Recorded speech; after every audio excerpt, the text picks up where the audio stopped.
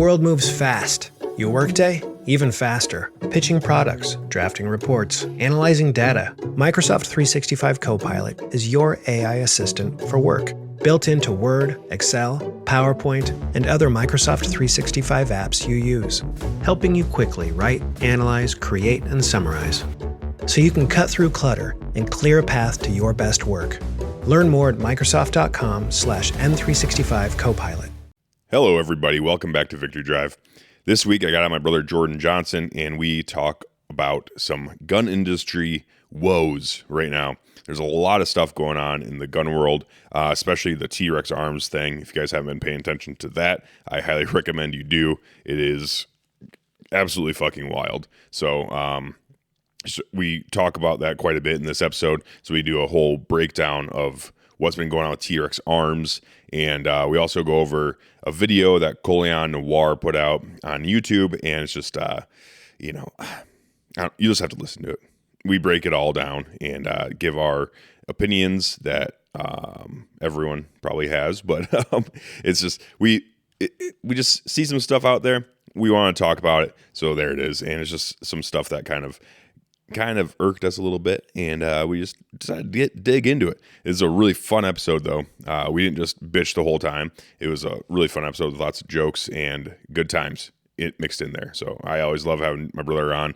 We just seem to really get into some fun topics and some fun history and just some really good stuff. So hopefully you guys enjoy this episode. I know I sure did. And that's pretty much about it. I'm going to try keeping this intro nice and short and concise because I think it's about a 2-hour long podcast, so we're not going to bore you to death in the intro here. But I do want to say, if you guys aren't subscribed to our YouTube channel, we do have a YouTube channel now, and we are starting to put episodes on there. Like this episode, we're going to put on there as soon as possible, and we've been working on some other ones, just working on the whole editing thing. It's just a whole different beast on YouTube, but we do really want to get that stuff put out there on YouTube as well, because I just think that podcasts, when you're watching them, it just adds a different dynamic. So if you guys are interested in watching on YouTube, go to our YouTube channel. It's just Victory Drive Podcast on YouTube, and you can watch this whole episode on there and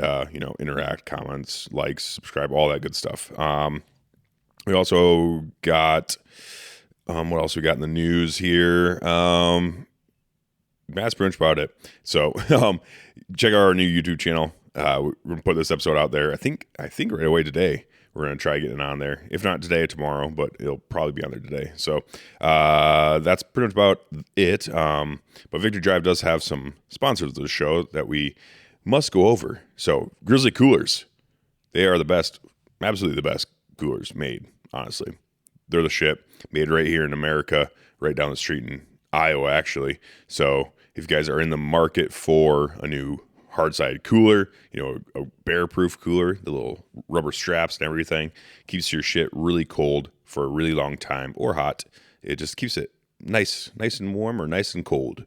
Check out grizzlycoolers.com. Use code WCB at checkout to save some money there. Also got Huntworth Gear. Huntworth Gear is some of the best gear you can get, especially for the money. Like, it's not going to break your piggy bank, but it's going to be very, very good, very effective, great camo patterns too. So check out Huntworth Gear and use code WCB15 at checkout to save some money with Huntworth. And that's pretty much about all I got. I do want to shout out my Patreon community real quick. You guys are the shit. You guys are the number one supporters of the show. And if any of you listening are interested in joining my Patreon, I think it's patreon.com/victorydrive. It's just I'm putting some more stuff out there, early release stuff for those guys that are subscribed to Patreon. And like I said, they're just the number one supporters. They got in early and started supporting the show, honestly, which is, I can't thank them enough for all of that. So that's pretty much about it, I do believe. So without further ado, let's get on to the episode.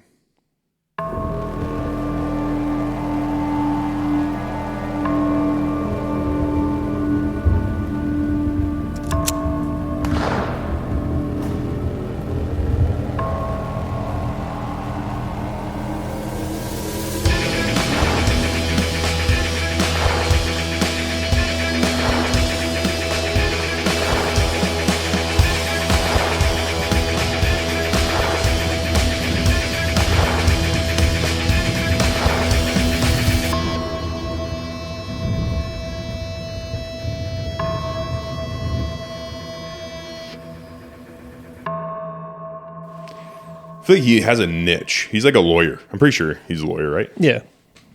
Colion Noir. Yeah. Are we recording right now? Yes. Yes. Okay. But I'm pretty sure he's a lawyer. So He should is. probably just stick that niche.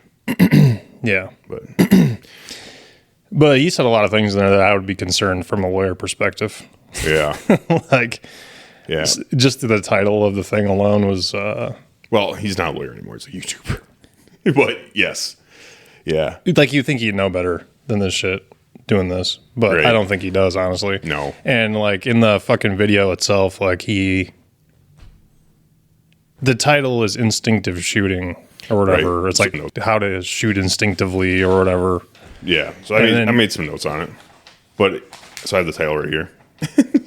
So we're talking about. So I guess what we're talking about right now, we just kind of jumped into it, but is it's kind of like there's been a lot of stuff going on in the gun industry, and Jordan sent me this video, Colion Noir video, essentially. So I watched it, and he watched it, and it was pretty ridiculous. But it's Colion Noir's video. It's called "Training for a Gunfight. This one skill matters more than accuracy." That's what the title of the video is on YouTube. If you guys feel like you want to watch it on YouTube, feel free to watch it, I guess. But we're going to talk about, so you probably don't have to if you don't want to. But man, I don't know. There's just a lot of things wrong with that, especially just from the fucking title too. It's like Accuracy this one doesn't skill matter. matters more than accuracy. Yeah. Like what? Name one. Yeah. Well, we've been shooting guns for a while. You know, we were in the military and everything. We've shot rifles a lot and shotguns and various other firearms. When have you ever built a skill that matters more than accuracy? Isn't every skill that you've ever learned to enhance accuracy? Yes.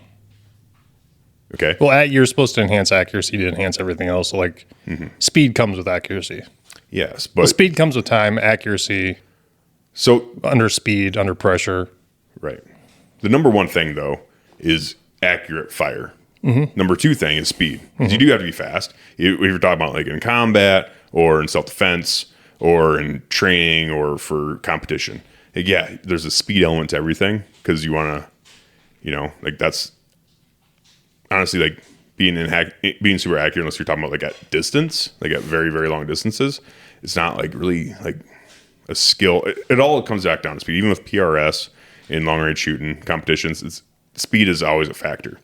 So speed is like a secondary thing you have to train. But the number one thing, the thing you learn first when you first get a gun is how to shoot it accurately. Yeah. Yeah. And he was saying in the thing is like, number one, I don't know how many gunfights this guy has been in Yeah. on the street. I haven't looked it up. Going to assume zero. I'm going to assume zero. But he kept on saying shit in there. And like people use this in arguments all the time. It's like, well, yeah, you know, you can be super accurate on the they like to use this term flat range. Like you can be super accurate on the flat range, but like once you start adding in the pressure and the stress of a gunfight, like a real gunfight in the streets, then all that just goes out the window. And it's like, well, no, it doesn't. You know what I mean? Well, it does, but it doesn't go out the window. But you have to be accurate on the streets because what else is on the streets is not out on the fucking so-called flat range that these losers like to call this shit. Right. It's other people downrange. Exactly. That's You want to hit number one meat. thing. That's why you also carry hollow points and not fucking full metal jackets. This is Exactly. why, You know, want to minimize collateral damage. yeah. Because otherwise you're going to find yourself hemmed up in court. And or I mean, even worse, killing somebody that doesn't need to be killed. You know, That is worse than getting hemmed up in court. Yeah. I you know, obviously you get hemmed up in court for doing that. anyways for doing that. But the thing is, like, yeah, like killing the person you're supposed to kill is hard and stressful, and it's a thing you have to battle in your own mind if you ever kill somebody. Yeah.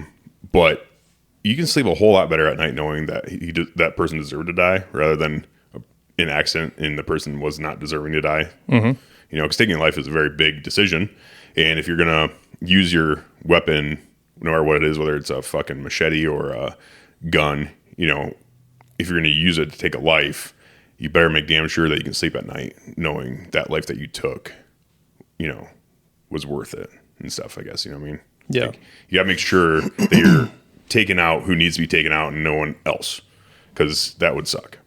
Yeah. I wouldn't be able to live with myself. It's completely pointless if you do that. Yeah. You just became a the threat. Mm-hmm.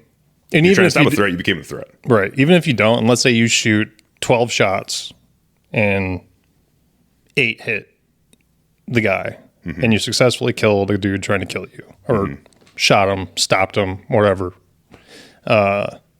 Even in court, they're going to question, well, how many times did you fire? And you better know. You better know how many shots you took. And like this so-called instinctive shooting that this guy is preaching, which if you get later in the video, he's not even talking about instinctive shooting. He's talking about target focus shooting. Exactly. Which is a whole different thing. I got that on my notes too. This is my first podcast I ever made notes on, by the way. Oh, yeah. Okay. I'm not trying to jump the ship or No, anything. you're good. I'm just giving people a preface. No, you're good. Go ahead. But like, so let's say strictly instinctive shooting, like I think, what's it technically called? Like line of sight shooting or fucking basically hip fire is what it is. You don't aim the sights. You just fucking pop. That's supposed to be like point blank range. Like you are in a tussle, like grappling with somebody and they're going for your gun. Like cops do it all the time. Yeah.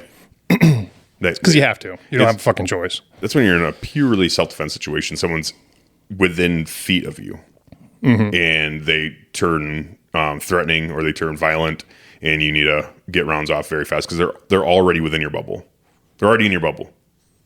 So you need to, then that's the time where it makes sense, where it's like, and I'm not saying you shouldn't train this way, like this instinctive shooting or hip fire or one-handed or offhanded or any of that stuff. You should definitely train that stuff because you might need it someday. But that comes after like the fundamentals. But not at 10 to 15 yards. But not 10 to 15 yards. Not even at 5 yards, dude. No. We're talking literally no. feet. And we did that. Ashley has to do that for the ILEA handgun qualification. You have to shoot from the hip. Yeah. But you're literally, it's 2 or 3 feet from the fucking paper target. Yeah. You and I did some hip fire just to see what would happen. Yeah. Guess what? Even at like 5 yards, it's not very accurate. It's pretty terrible. No. And it didn't feel good to do it either. No, it was even awkward. just at a fucking piece of paper. Like it felt kind of dangerous to myself, to be completely honest with you. But the only time you do that is when they are within your bubble already. They're in your bubble. They're fucking right there. You grab your gun, you push them off. They're at arm's length essentially. They're at arm's length, and you whip your gun out. Boom, boom, boom, and then you're continuously backing up until you can get on your gun and keep addressing the issue if you have to, I guess. Yeah. But you're not supposed to that's not like a training thing. That's not a thing that you should like train over and over and over on. For one, ammo's expensive. It's not cheap. It's not free. And 9mm is not cheaper, but it's not free still. So you want to enhance your training whenever you're out there live firing. And I don't think training to not look at your sights is quality training. No, it's terrible training, and it's dangerous because you need to be training with how you're going to be fighting essentially. And I know that's a corny term, but Training's a fight. What's the fucking point otherwise? That's what I he mean? said. That's what Colion and Noir said too. Like, yeah, you need to train how you fight, and Then you need to know how to fight. Yeah. That's the problem, is that these guys don't know how to fight. Right. And like, yeah, I don't know. I feel bad for people that digest this shit and think that this is actually something that's worth it. Even if like 90% of people are never going to get into a gunfight, and thank God. But you should, if you're going to be training, like legitimately training, then it should be for a gunfight. Yeah. And you should know when to do hip fire shooting or instinctive firing or whatever the latest fucking clickbait term is, and when not to. Right. And we didn't come on here to shit on Colion Noir, but it's like you put out a video like that to the public, like you're an ambassador, man. You're an ambassador for exactly. people's safety to a certain extent. Like, well, and people look at him for quality advice because he has a law background, and he's put out good videos in the past.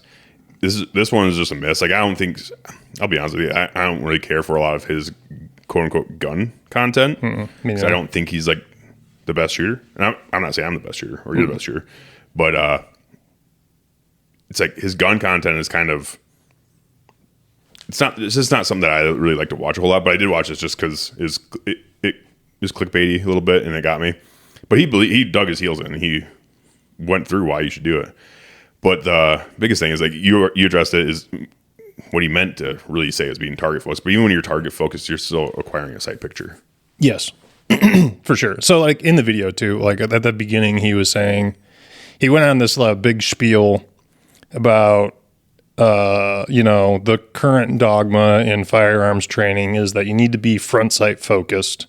Front sight focused, and he made a big deal about it. Yeah. And it's like, well, you shouldn't be front sight focused either. No. So your argument's already nil. Like it already means nothing. And then you're saying, well, but there's certain instances where you don't even need to think about the sights being aligned. You shouldn't even concentrate on the sights being aligned. No sight picture, basically, is what he's saying. He's going from one extreme to the other. Yeah. Like, just don't worry about sight picture. Those are both wrong. Yeah. It's like watching two fat dudes run a marathon. Like, it's just, nobody's going to win. Everybody loses. Yeah. Nobody finishes it. It's a race to the bottom. Yeah. It's a race to the bottom is what it is. But yeah, I mean, it's 100%, dude. It's like, that's the fucking best way to put it. Yeah, they're both two extremes, like you don't focus on the front sight post. You don't just negate your sights altogether. There's a happy medium, and that's what we like to call, or like not we, is like, we didn't make it up, but that's what they, or the people, or the trainers, or whoever came up with this term, target focused, that's where it comes from, is that you are focused on the target, but you're still lining the sights up in your, I guess it'd be periphery, or in the kind of in the background of your eyes. So like, It's very blurred. yeah. So Joel Turner, he does this. He actually has a good shooting course, and he has a good way of breaking it down. It's mostly for archers.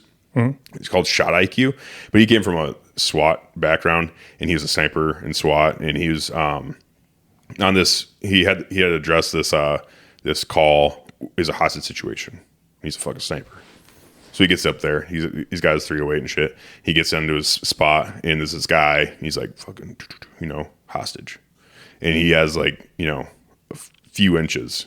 And he's at like, it's pretty close. It's not like super far. It's not like a super long sniper shot. I think he's like, I can't remember exactly how far, but it wasn't like a 600-yard shot. I think it was within 100 or 200 yards or something like that, right? But still, very high stress, very high stress situation. And he was like trying to calm himself down. He's like, fuck, I need to make this shot. Like, if I fuck the shot up, then the innocent person's dead or whatever, Anyways, I'm pretty sure, as the story goes, he takes a shot and he hits and everything's good. But he's like, fuck, like what?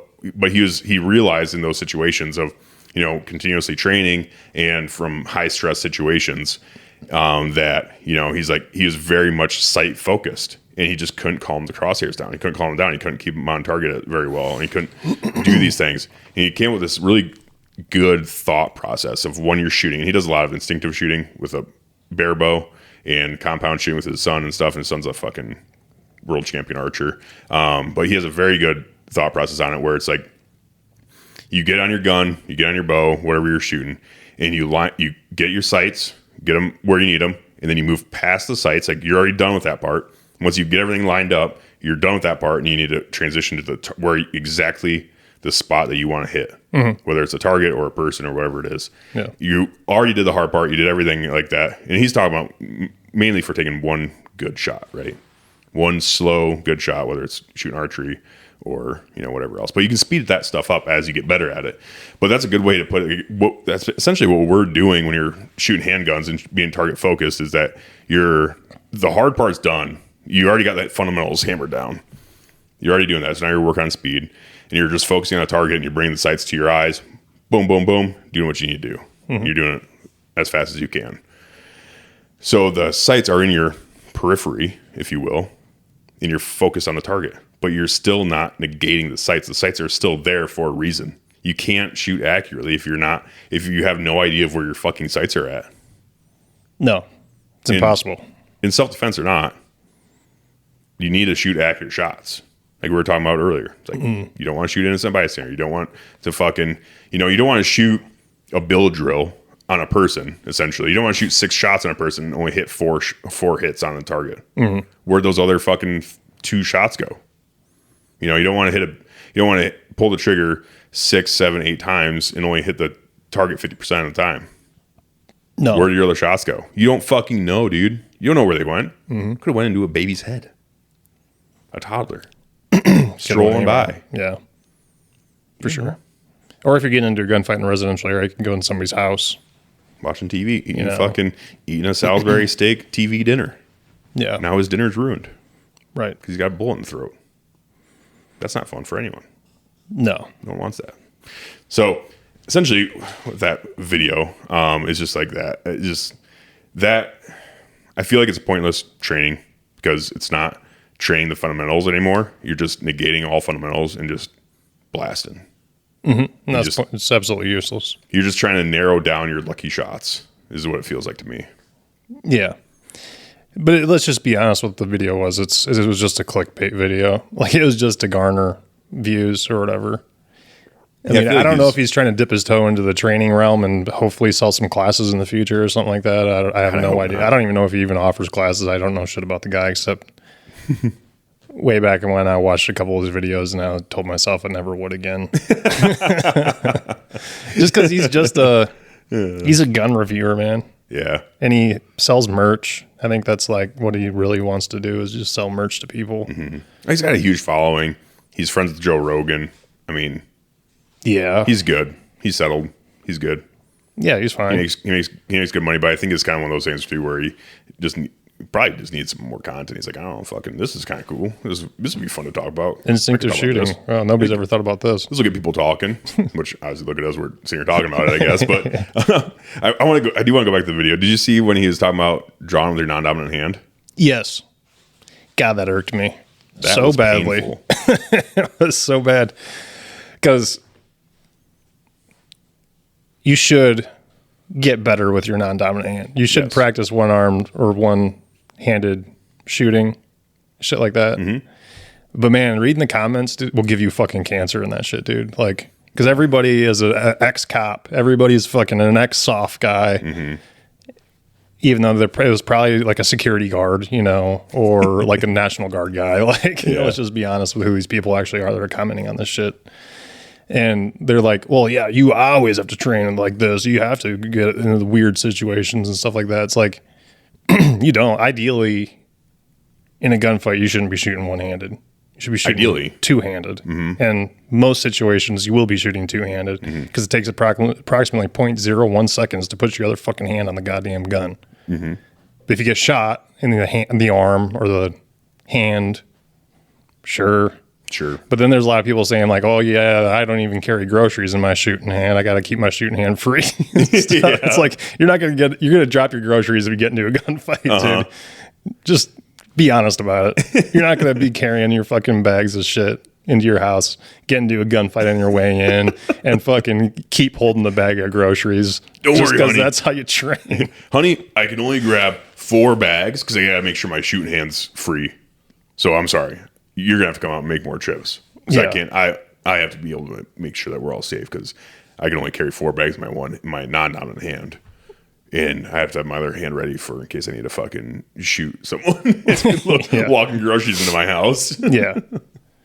And also to people, I'm sure your listeners are not like this, but I'm just kind of gonna vent a little bit here about this shit. Quit saying like as an ex-LEO or as an ex-mil guy. Mm-hmm.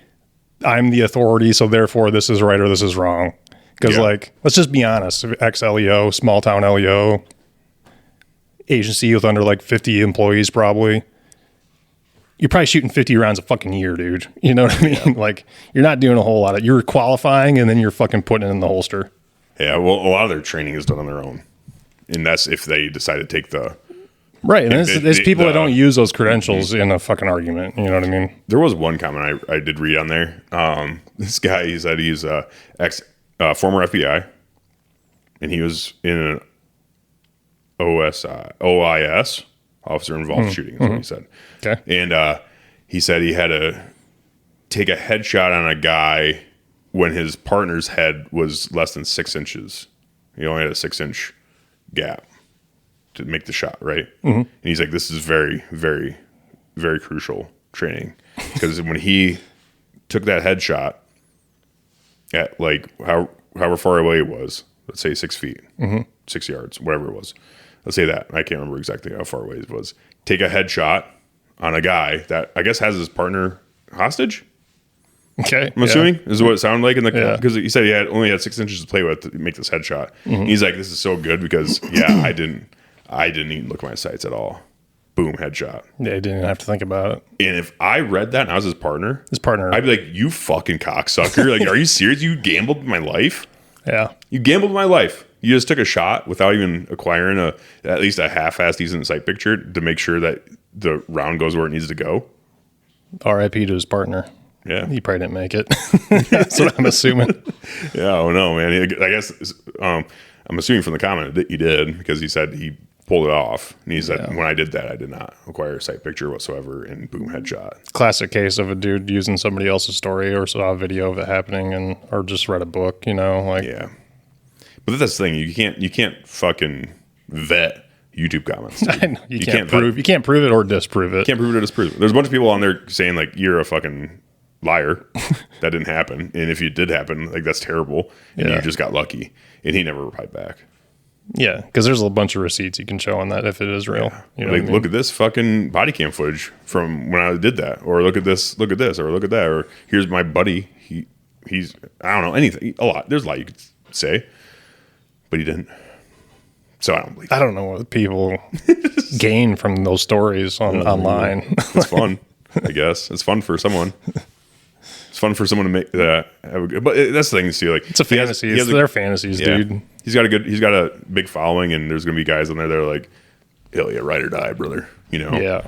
And hell yeah. Need some food though? Yummy. We can't just brush past that. Like, she's walking upstairs and we can all hear it. So It's a very odd dish. it was a very odd dish. But no, I don't know. I just wanted to adjust that because the way he's saying that, you have to draw with your non-dominant hand too, is you draw it, flip it around, and then shoot with your non-dominant hand. And I'm like, dude, first of all, because he brought up the thing, he was like, if you're carrying something, draw with your non-dominant hand, flip it around, do this weird fucking action. Like this, pick it up, twirl it. You're going to drop it. Twirl it. Shots. Boom. Yeah. Fucking not that bad, guys. So you can actually train it just fine. And then once you get good at it, it's really actually not that slow. But it's slower, but it's not that slow. I bet that's slow as fuck. And you're telling me that in a high stress situation, when you're worried about fucking fractions of a second, that you're saying don't acquire a sight picture because you need to be fast. But you're telling me that you'll have the fine motor skills with your non-dominant hand to sit here and twirl a gun around to get it on target to shoot someone while you're carrying a fucking backpack? Just drop the backpack. Just drop the backpack, dude. Yeah.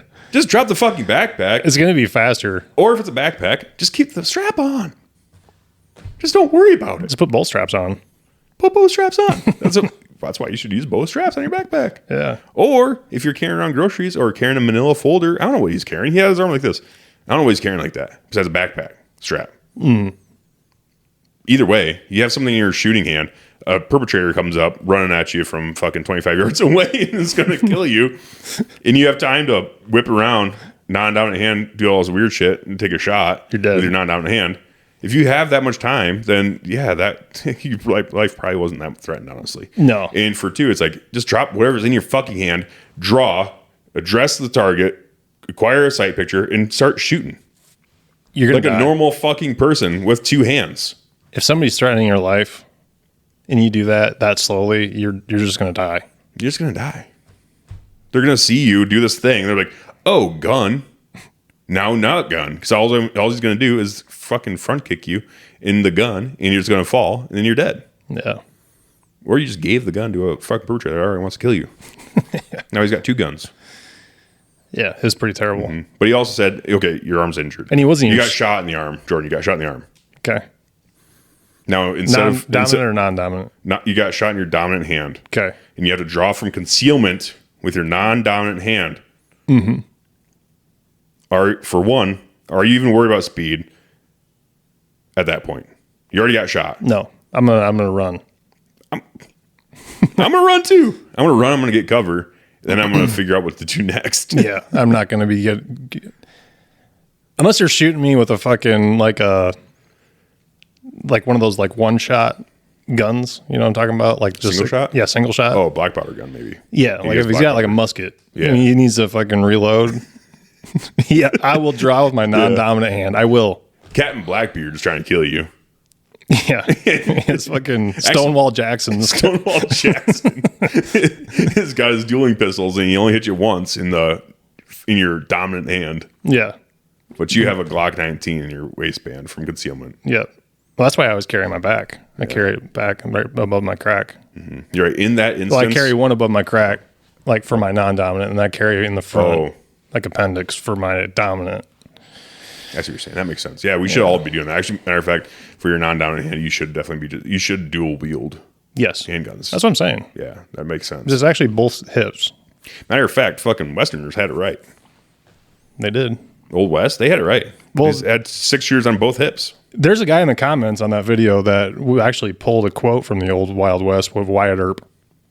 Said, it doesn't matter how many shots you take, it matters how many shots get hit. Tell that to a judge after you fucking killed a family of 3 trying to stop a guy with a fucking gun. Wait, what did he say? Say it again? Doesn't matter how many shots you take, it matters how many shots hit. I mean, he's So not it wrong. doesn't matter. What he's saying is just shoot a fucking shitload of times. Doesn't matter how many hit as long as some hit. Oh, well, that's not right. No. I thought you were saying like it doesn't matter how many shots you take as long as they all hit as well. Because in So, Wyatt yeah, Earp's that's days, you could shoot a 3-year-old on accident and get away scotch-free. That's true. That is true. And he was the law. Yeah. And times was different back then. But no, yeah. I mean, if you're fighting, like you said, That's the kind of people that watch these videos, man. Yeah. People that have They don't know, they don't think like what happens after you take a shot. right? Because a lot of stuff happens. But like you said, though, if you're fighting Stonewall Jackson, then that would make sense. Mm-hmm. With your non-dominant hand, flipping around and shooting him. Yeah. Yeah, okay. Then I'll do it. Then I'll do it. But I'll probably end up dropping it. I'll have to pick it back up. Yeah, Because But look, I'm he's fucking absolutely retarded. In the left still hand. he's still loading his fucking dueling black powder. Actually, I'd probably just pistols. fucking jump on him and beat him to death. Yeah, with his musket. Yeah. Yeah. I don't know. If I had a Glock, I'd probably be like, yeah, dude, nice job. You fucking winged me. Now you're going to die. Why are you trying to assault someone with a flintlock, dude? Idiots. But I just don't know when that would ever make sense. What else did he do, Jordan? Let's see here. I think that was pretty much about it. I guess what else he said. He said something else about you're not trying to kill. That's the only other thing that bothered me about that video. You're not trying to kill. He's like, it's not about killing the threat. It's about stopping the threat. Again, that's just YouTube gun speak. His YouTube gun speak, because I was always taught and I was always told, and I feel like this is true. If you point a gun at someone or something, you are shooting to kill. Like, we don't train to wound, motherfucker. No. We don't train to wound. If that was the case, then you should be teaching people how to shoot, fucking shoulder, knee. Yeah, well, Like, I'm not. that should be your transition. You'd be like, train this all the time, because you're not trying to kill them. You're just trying to stop them from threatening you. So yeah, shoulder, knee. Now they can't threaten you anymore, but you want to keep them alive. So that's what you should be doing in this instance. But like in a life-threatening situation, the only time you're ever going to shoot anybody is if you're in fear for your life. Yes. So if you go to court after shooting a guy twice in the kneecaps and once in each fucking elbow, you know what I mean? You can tell them like, no, Your Honor, I don't train to kill. I train to stop. Yeah, It's like, well, I thought you said your life was in danger. it was. If your life's in danger, then you need to just end their life before they end your life. That's the Right. point of life threatening. Well, and the thing is too, is like we're on a target. What are we always simulating? We're simulating like a silhouette of a man, right? Yeah. And the A zone's vitals. It's a silhouette of man. And the A zone is where? It's vitals, yeah. Vitals. It's to kill people. Yep. And where's the other A zone? The brain. The fucking brain. Like, we're not trained to wound. We're not trained to hurt. We're trained to fucking kill. Plain and simple. If you're scared to say that for whatever reason, that is what we're doing here. Hopefully we never have to do it.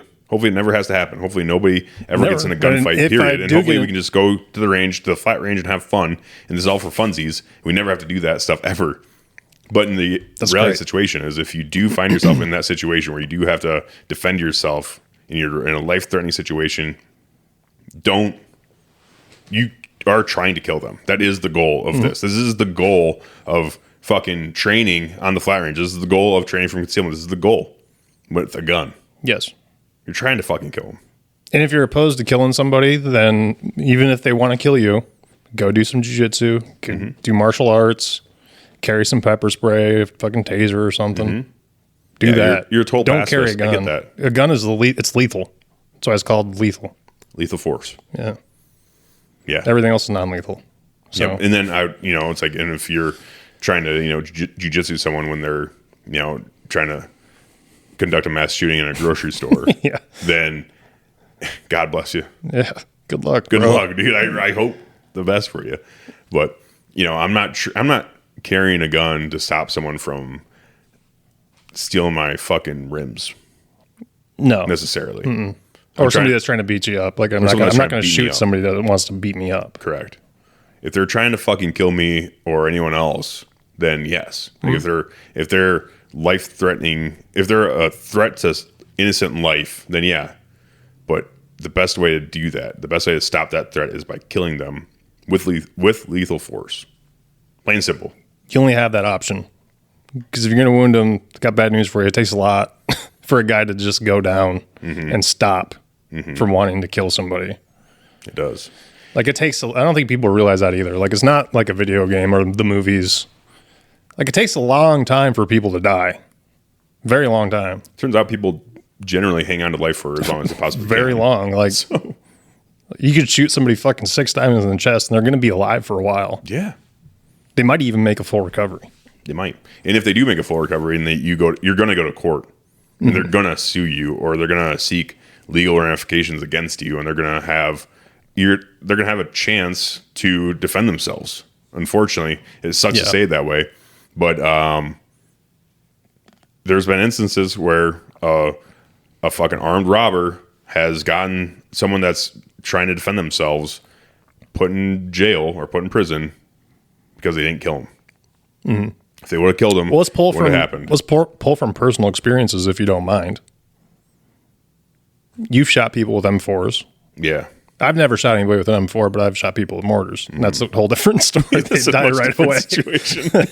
But if I remember correctly, I know like your guys' stories and stuff. Like there's been quite a bit of people that you guys have shot the shit out of that like walked away, ran away, Yeah, for sure. No, and lived. Yeah.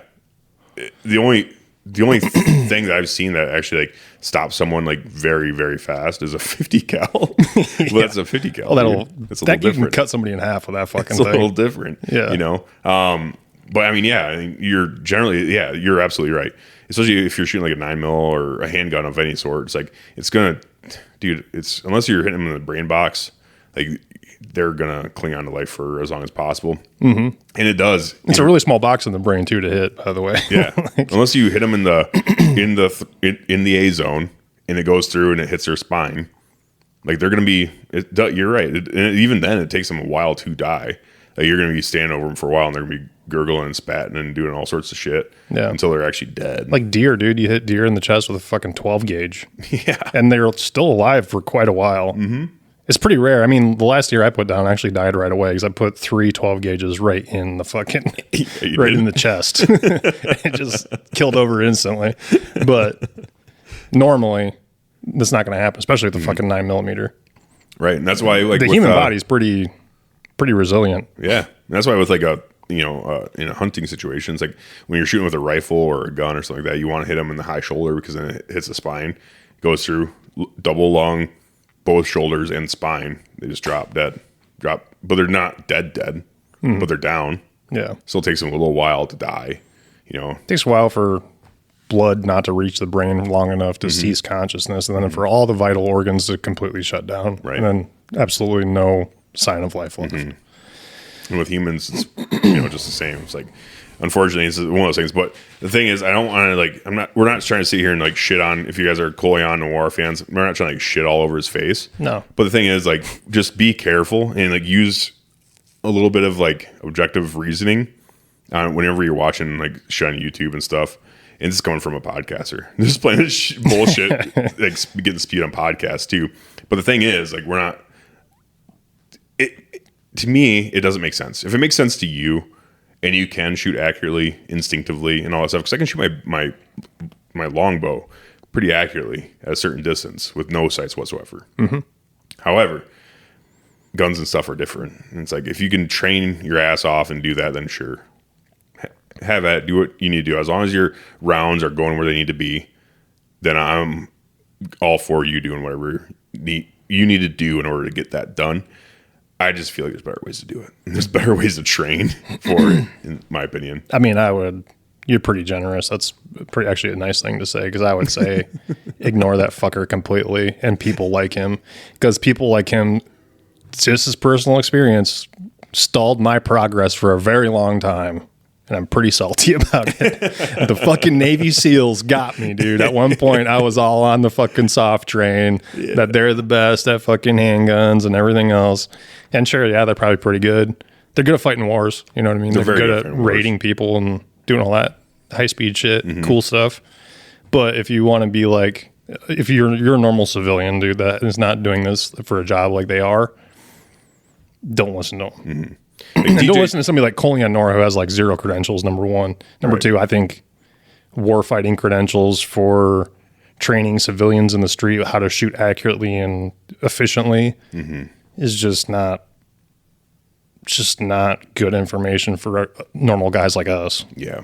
I really think, honestly, if you're a normal person, like you're just a regular civilian, if you're an officer, a law enforcement officer, there are more instances where you have to shoot one-handed. Then you're trying to get to your radio, and you have a threat, boom, boom, boom, and you're calling for backup, you're radioing shit in, or you're on the radio already, and then a threat happens, you're like, oh, fuck, boom, boom. That stuff happens, I get that. But that's civilians crazy. walking around a grocery store with your concealed carry, you don't have to worry about calling for backup. You don't have to worry about fucking calling HQ or the dispatch and letting them know what's going on. You don't have to worry about that. You're just trying to stay alive. And in my experience, and with the training that we've been doing and everything else, you're gonna have a better chance of survival if you just conduct the correct process and you do it. Just learn how to do it faster. Yep. And also be honest with yourself in your capabilities in fighting somebody. It's like, if you get a gun out, I mean, just play it through your head quick. Like, if you get a gun out, you're in a grocery store, somebody's walking around, active shooter situation, right? And you get so close to them that you cannot get you can't properly implement your fundamentals to fucking take good, effective shots. Like, you can't look down your sights, like you're within grappling range of somebody. You're probably fucked in the first place, because they're going to get that gun from you. Because people like that are generally like very combative, like resisting completely 100%, very fucking hard to fight. Like, their their flight is turned off completely. Yours is kind of like maybe 70-30. You're right. You know what I mean? So you need to keep distance. That's the number one. Yeah. Distance will save you better than running up on somebody quick like fucking John Wick. It's not going to happen. Yeah. Stay away.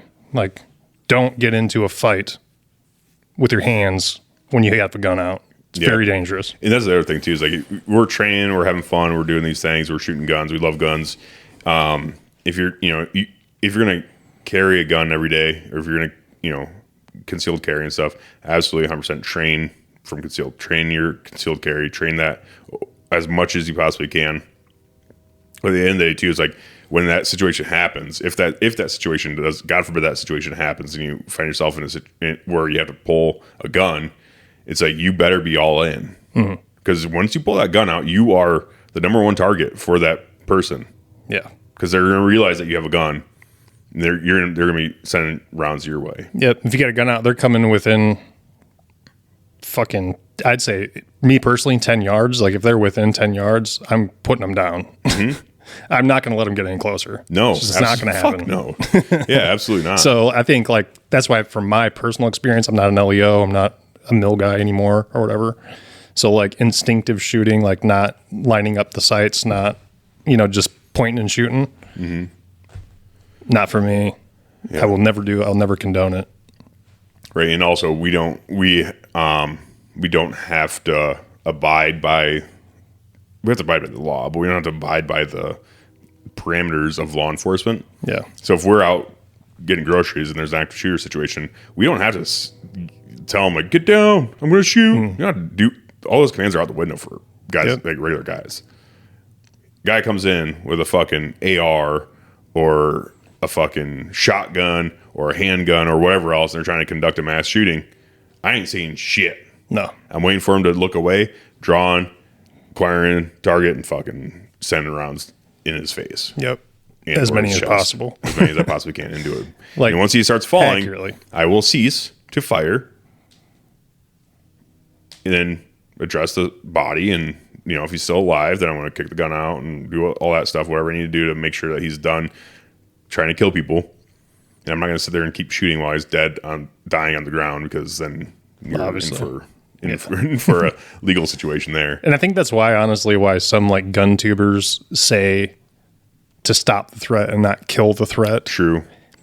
Now, like True, the way that Colion might was be using it in this context, it was like, I can tell he just goes to a lot of these classes and he goes to bullshit classes. Like, I don't know, I'm not going to call anybody out, but there's a lot of them out there. We've seen a lot. Ton. It's like the biggest gun tubers are full of shit, absolute shit. They just want to sell you classes, overpriced classes that will not provide any real world results, to be completely honest with you.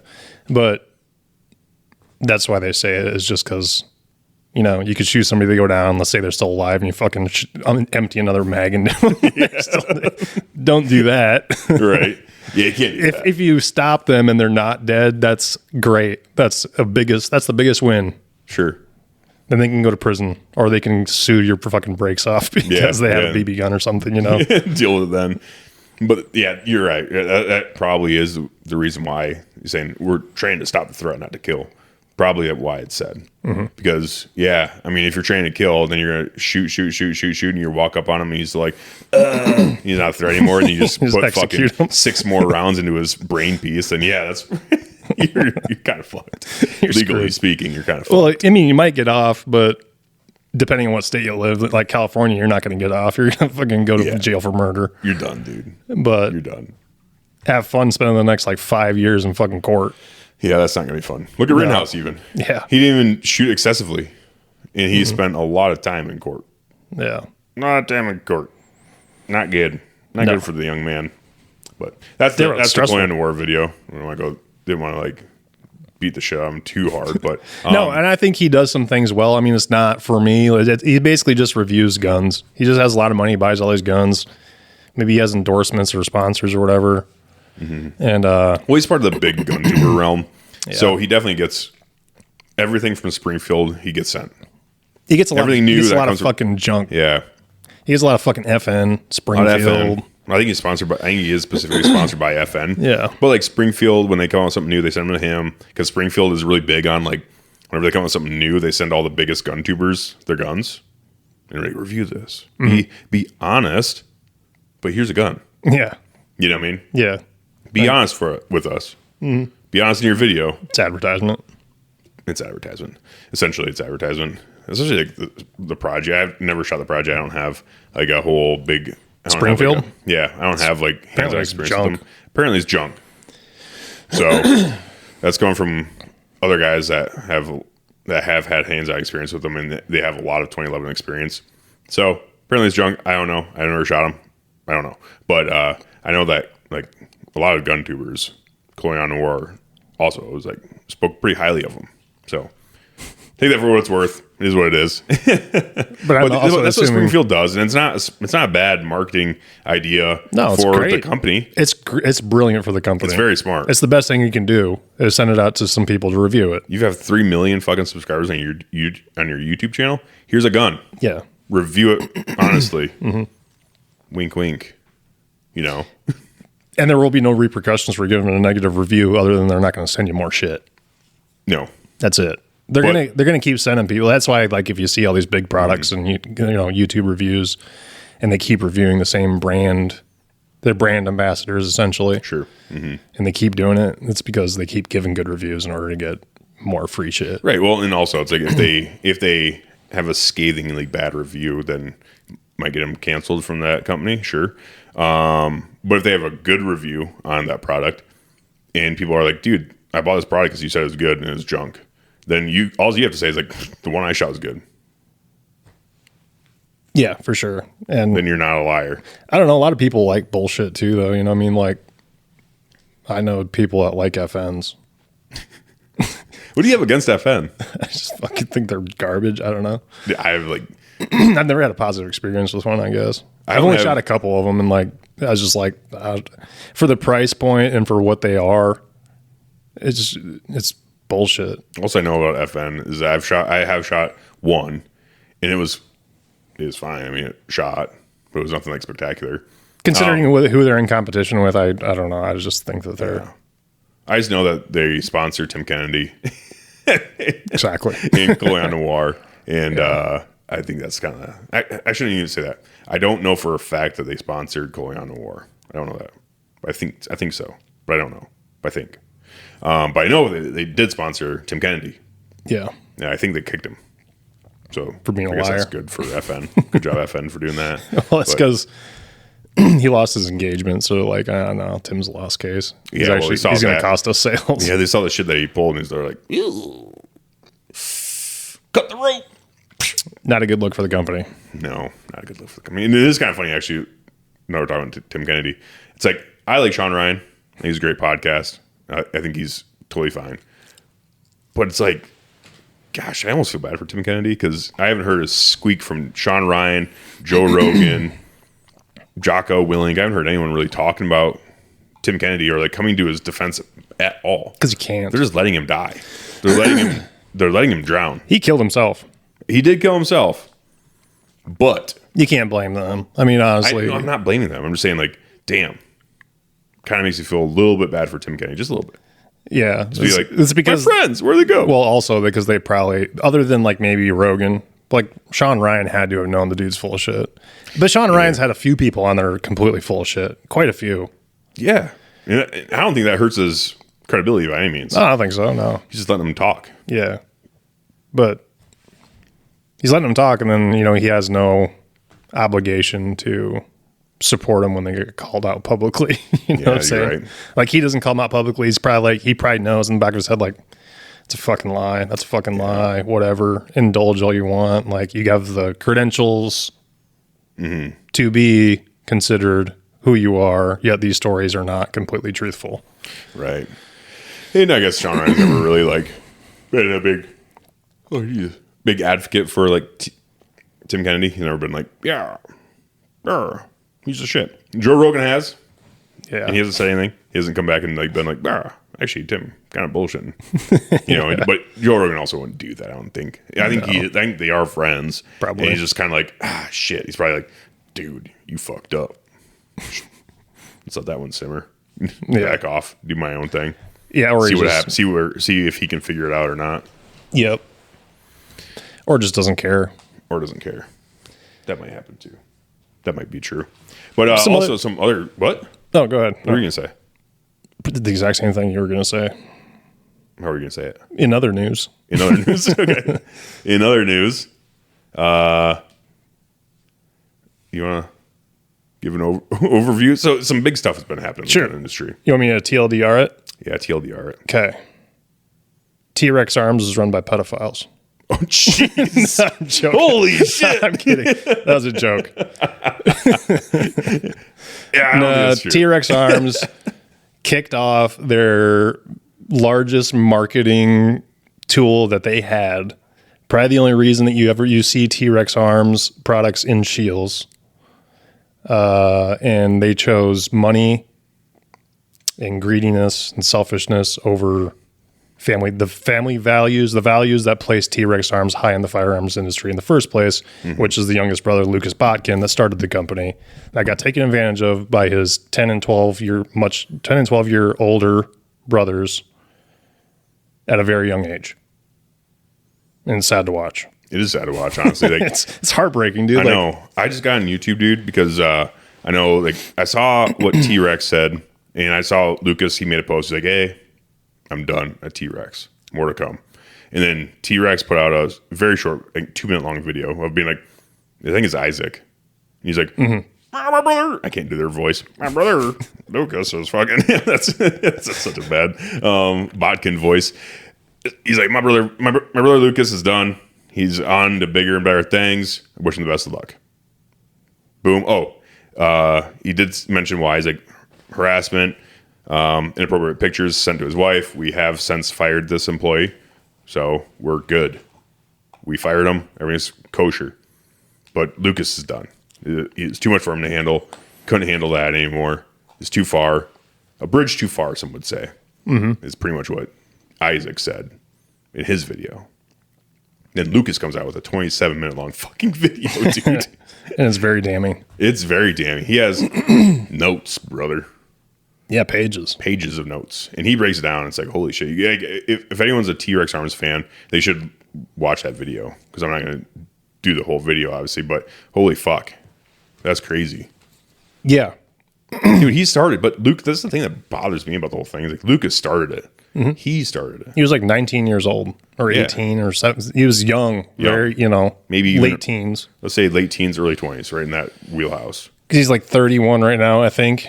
And I think he's started the company in 2013. So that would have been 12 years ago. So he would have been 19 or 18. So like he was basically a kid that was passionate about firearms. Probably does the same thing that every one of us do when we buy Kydex holsters. We say, I could have made this shit for fucking $5. Or I could have made it better. These all suck. Or could have made one. Or his entrepreneurial gears were turning. And he's like, I could make these, see how they turn out, give them to some friends, see if they like them, get the feedback, refine it down, invest a little bit, buy some better equipment, and make nice shit and sell it. And it is a passion project that he started with like basically no money. I mean, not that he doesn't have money. His parents helped him a little bit. I don't think so, honestly. Because he said in the video that he invested a total of $2,000 for startup. That's the only investment that it took, I guess. Yeah. And then I'm assuming, reinvested all the profits that he made and expanded the company and grew it and shit like that. I think he said that too. He's like, I know a lot of people say like, oh, like, daddy's money fucking started this company up. It's like, that's not true. I started with $2,000 in my kitchen, essentially. Yeah. Baking Kydex holsters. Because he comes from a huge family. I think he has like 9 siblings or some shit. It's a lot. There's a whole shit ton of these botkins running around. They all look exactly the same. They do.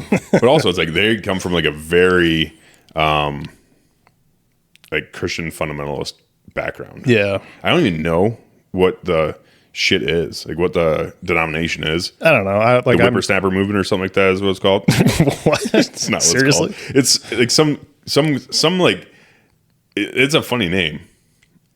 But it's a movement. It's like a Christian movement, fundamentalist Christian movement. Yeah, I think they're kind of radical, honestly. Radical. I think they're fair. Like, I shouldn't say like radical in the sense of like radical Islamists. No, I think they're radical in the sense of like, hey, don't blow your load without trying to conceive. That kind of radical. You know, like not 21st century. Very conservative, Christian conservative. Very Christian conservative. That kind of stuff. Like, we don't approve of gay marriage. Okay. We don't think you should spill your seed without the intention of getting someone pregnant. Okay, that's fine. I get that. That's great. I don't think they're like radical in the sense of like they're not like Westboro Baptist Church. Adhere, you know. Yeah, I don't think it's like dude, that. I tell you, if you go on Reddit, that's exactly what like the leftist gun owners think. That's 100% what they say.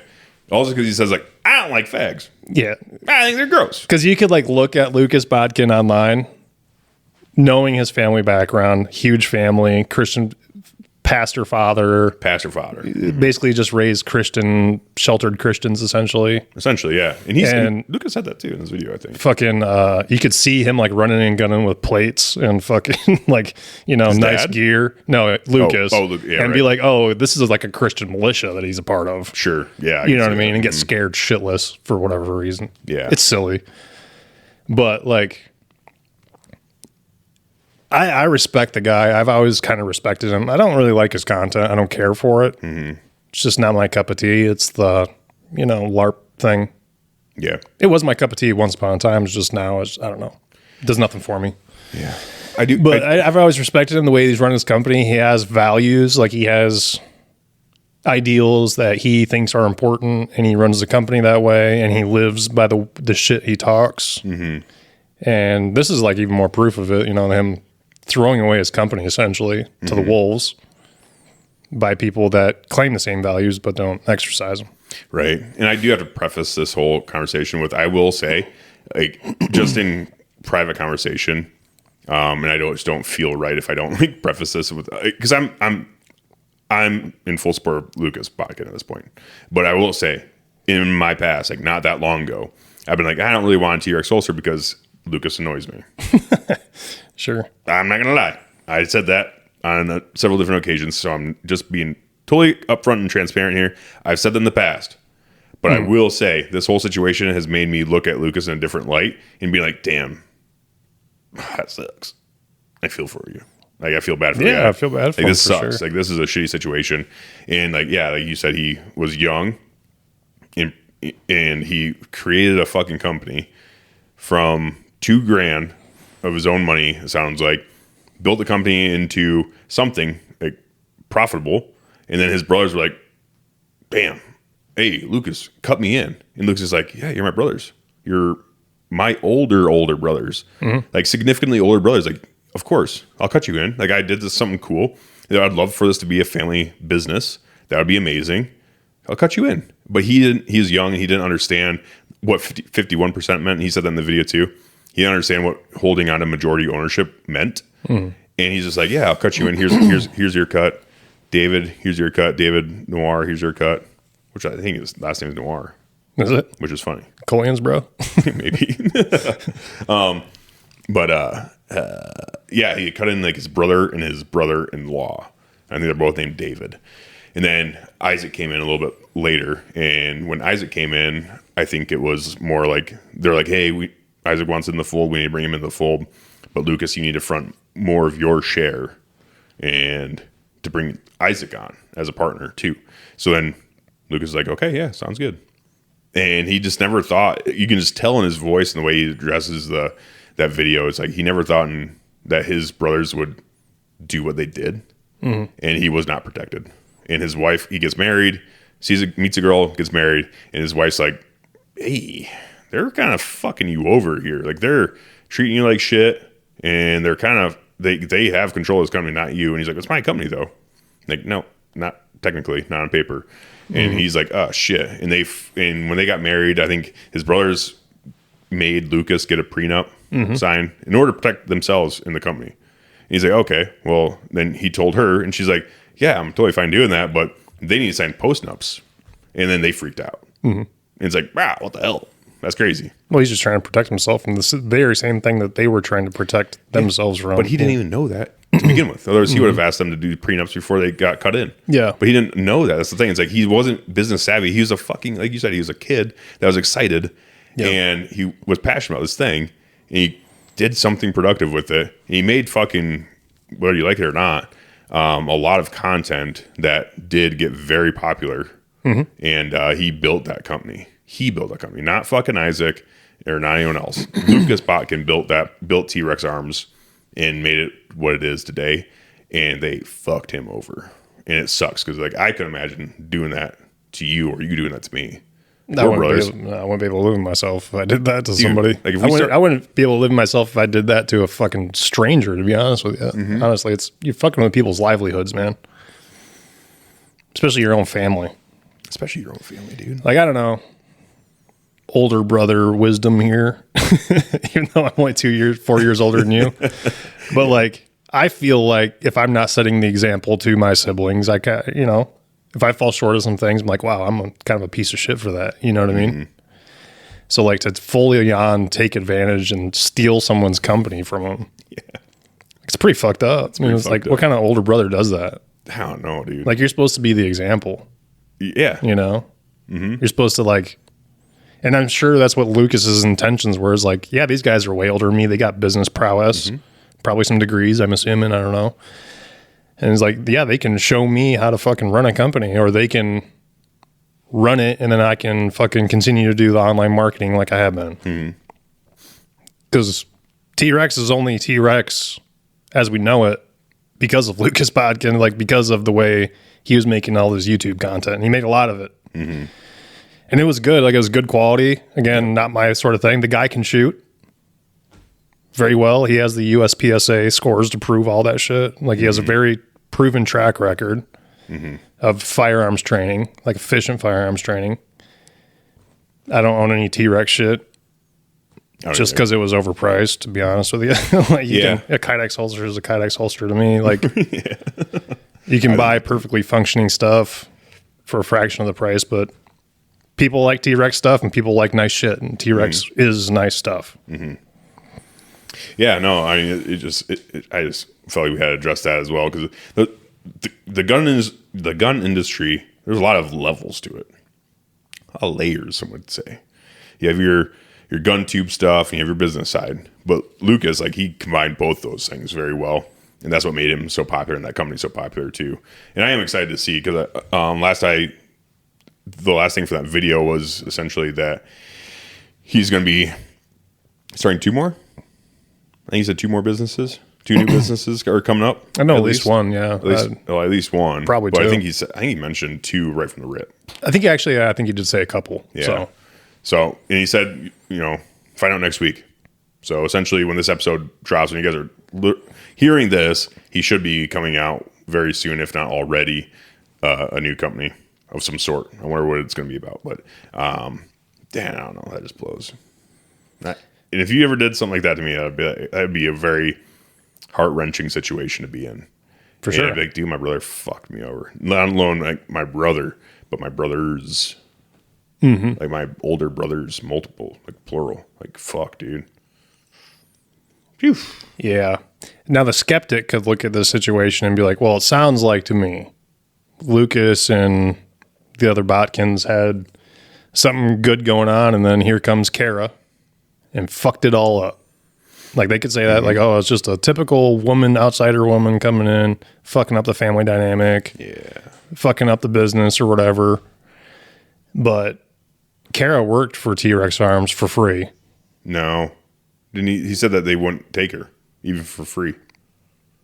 Maybe she was going to work for him for free. She wanted to. Either way. Yeah, she wanted to work for free. She wasn't looking at, like, now I need to get legal. Because you need to look for, like, paper trails for people that are, like, snakes. You know what I mean? Like, no, I need, like, this amount. I need that. I need this, that, and everything else. And she just wanted to come help the bottom line. She signed the prenup. Yeah, and she signed the prenup. And, like, she was agreeable to a certain extent. But I think she just saw, like, the abusive shit that was going on. Yeah. And, like, him getting taken advantage of, and just, like, you need to look into this a little bit closer. Yeah, no, a skeptic could look at that and be like, if you're a fan of Isaac Botkin or David, I guess, if you're a fan of T-Rex still, and you're a fan of the other Botkin brothers, you could look at that and be like, yeah, dude, she's a bitch. She's a fucking bitch. And we did have a good thing going here, and everyone was happy until she came sleuthing around. Yeah. But it doesn't sound like that happened. The facts and stuff don't line up with that theory, I don't think. No, and then the dick pic thing. That is crazy. Like, that's pretty messed up. If it's actually even a dick pic, or maybe it's just inappropriate pictures. Yeah. But what was it? What did you say? Fucking non-consensual, inappropriate pictures? I think he said, non-consensual pornographic pictures. Okay, so, yeah. Whether it's a naked dick pic, maybe he's sent a butthole. We don't know. We're speculating here. Let's assume dick pics. Yeah. And then what the hell? Well, nothing happened right away. Right. When he brought that up. It took a long time the way it sounded. Like, he had to get a hold of, like, HR and, like, all this other stuff. It's like, Lucas should be able to walk in there and fire him. Yeah, just walk in and say, Period. Check this out. Somebody sent this that works here in a high-level position to my wife. I want him fucking gone. Lucas should be able to go up to that guy and be like, you're gone. Yeah, 100%. Then everybody should have had his back. Yeah. But it doesn't sound like they have, like, multiple layers, the management and the it honestly sounds like an absolute fucking nightmare. That sounds like a fucking nightmare. Like, dude. to own a company and have zero say operationally with shit, like, and it's something so basic where there is a sexual harassment policy. It should just be cut and dry. Gone. Done. Terminated instantly. But we were texting last night about it a little bit, and yeah, imagine if we started a company and someone sent a dick pic to Kat or to Ashley. I'd to be honest, I wouldn't wait for him if I just beat the fuck out of him. Yeah, yeah. I'm like, okay, fucking sue me, bitch. Yeah, see you in court. Just get the fuck out of here. Now you're fired. You can either take your ass whooping, or I could take this to the cops and then get you fucking hemmed up. Or I'll beat your fucking ass and then fire you. How was that? Yeah. It's like luckily Lucas is a level-headed individual. and he's not crazy. Yeah. I go a little crazy. I'm like, all right, this guy's fucking toast. Yeah. He's a fucking toaster. He's done. I'm going to beat the shit out of him. I'm going to throw him out the front door, and Jordan's going to have my back. That's right. But I can imagine if you're like, well, let's take a step back here. It's just a dick or a butthole. It's like, dude, Not that big of a deal. It's just a joke, man. It's just a joke, dude. Like, why are you getting so upset about this? It's not even that big of a deal. You think it was funny? I showed it to my wife. She thought it was funny. It's dicks. Dicks are funny. Like, yeah, I set up the projector in my living room, showed my fucking kids. Yeah. I invited my nephew over. He took a look at it. Everyone had a good laugh. It was actually a really good time. I'm going to show it to my extended family on Christmas. But no, it's like, it's a huge slap in the face. Like, to send a dick pic to someone else's wife, especially what would be supposedly one of the owners of the company. Like, they had to have felt a certain way that they could get away with it, where they're like, well, the other Botkins have my back, and they actually own the company, and Lucas doesn't even have ownership of the company anymore, so it doesn't matter what I send to his wife. Yeah.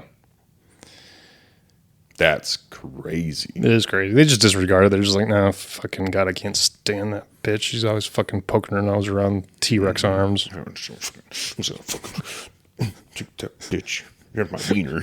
I wonder if it's like an angry dick pic send. Oh, that'd be it's bad. Like out of malice. It's like, oh, I'm gonna fucking, I don't like this bitch so much. I'm gonna send her a picture of my dick.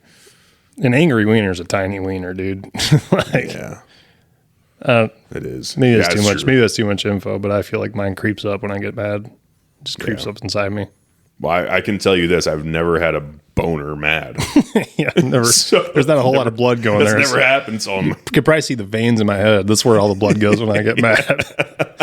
And I'm not even mad right now. I look like fucking. I look like a goddamn. It goes to the North Pole, not the South Pole. Like, yeah, I've never done that. Yeah, that's true. I never focused on that before when I'm angry, but next time I will. I'm like, it's a phenomenon. Damn it, Jordan's right. I think it's a defensive, up.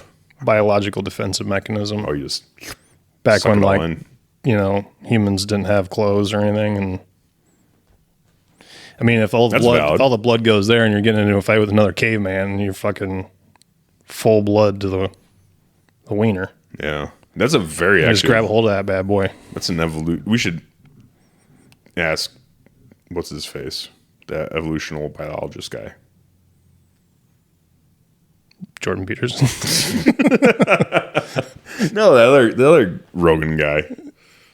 Wineland. Oh, Weinstein? Weinstein. Eric Weinstein? Yeah. Brett. Not Eric. Yeah, Brett. Yeah, Brett. You're right. I think Eric's just an atheist or something. I don't know what he is, astrologist, whatever. Brett, I think, is the fucking evolutionary biologist. Yeah, I think you're right. We should ask about that. Like, dude, when I get mad, why don't I ever just get a boner?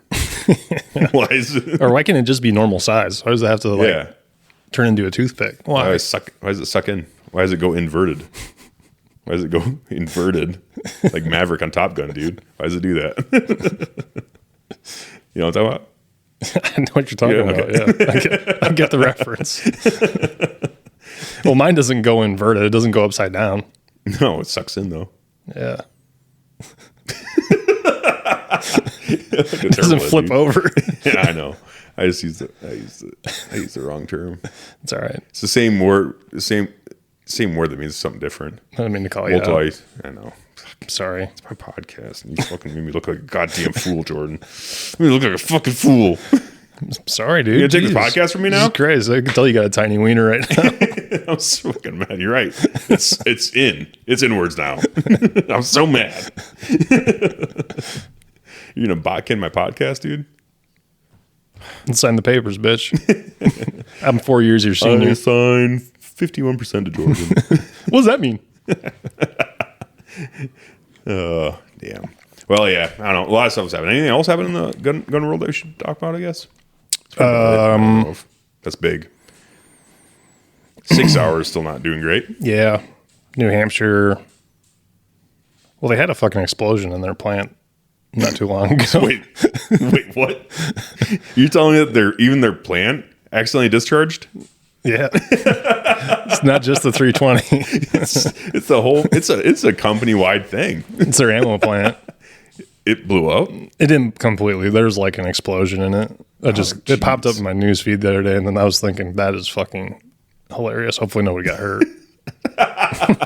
You always got to preface that in your mind. Yeah. Do you? When you read something, you're like, I'm like, oh shit, hope we don't get hurt. Yeah, but initially I'm just like, take that, you fucking cocksucker. I hope you fucking goddamn. Hope the whole thing burns down, you fuck. Dude, honestly, I'm getting to the point with Sig Sauer now where I'm like Tim Kennedy about it. I'm like, bro, you deserve everything you got. For sure. You deserve all of this. Yeah, a lot of law enforcement agencies are getting rid of them. Yeah. The Marine Corps is doing an investigation on them. They're not letting people roll around in red status with 320s. Well, the military variant. Oh, really? Yeah. Well, until it all gets cleared out as to why it's happening. Even though the models that are doing it currently are the ones that happened around the time they got the military contract. So the speculation is that, the way I understand it, is they got so busy with manufacturing the military guns that they cut a lot of corners with the civilian 320s. Yeah. So the military guns are probably perfectly fine. So also, one caveat with the military P320s is that, what is it, the M18?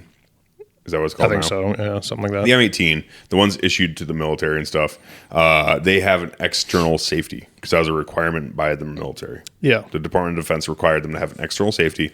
Completely different situation. It's completely different ballpark, honestly, when you're talking about safeties, is that you have an external safety. So once that thing's flicked, that it's a hard stop on that trigger. So it will not go off.